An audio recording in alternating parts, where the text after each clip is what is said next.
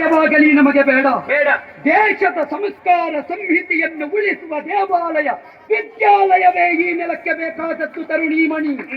ಅಂತಹ ಪವಿತ್ರವಾದ ನೆಲದಲ್ಲಿ ನಾ ಹುಟ್ಟಿದವ, ಪವಿತ್ರವಾದ ಸಂಸ್ಕಾರವನ್ನು ಪಡೆದವ.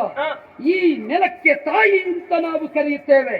ತಾಯಿ ಅಂತ ಕರೆಯುವ ನೆಲ ಇದ್ರೆ ಅದು ಇದು ಬಿಟ್ರೆ ಇನ್ನೊಂದಿಲ್ಲ.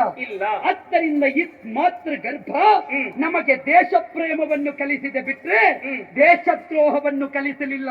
ಈ ತಾಯಿಯ ಸಿಂಧೂರವನ್ನು ಅಳಿಸಲಿಕ್ಕೆ ಬಂದ್ರೆ ಏನು ಮಾಡುದು ಮತ್ತೆ? ಆ ತಾಯಿಯ ಸಿಂಧೂರವನ್ನು ಒರೆಸುತ್ತೇನೆ ಅಂತ ಬಂದ್ರೆ ಈ ನೆಲದ ಒಬ್ಬಳು ಹೆಣ್ಣಿನ ಸಿಂಧೂರ ಒರೆಸಿದ್ರೆ ವೈರಿಗಳ ಸಾವಿರ ಮಡದಿಯರ ಸಿಂಧೂರ ಅಳಿಸುವುದಕ್ಕೆ ಬದ್ಧರಾಗಿ ನಿಂತವರು ನಾವೆಲ್ಲ.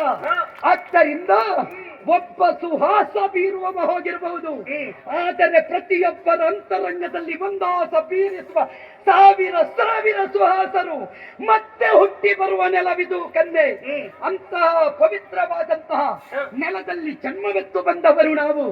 ಆ ನಿಟ್ಟಿನಿಂದ ಹೇಳ್ತಾ ಇದ್ದೇನೆ, ಮಂದಹಾಸ ಬೀರುವ ಆನಂದವನ್ನು ಒದಗಿಸುವ ಕನ್ಯಾಮಣಿಯಾದ ನೀ ಯಾರು?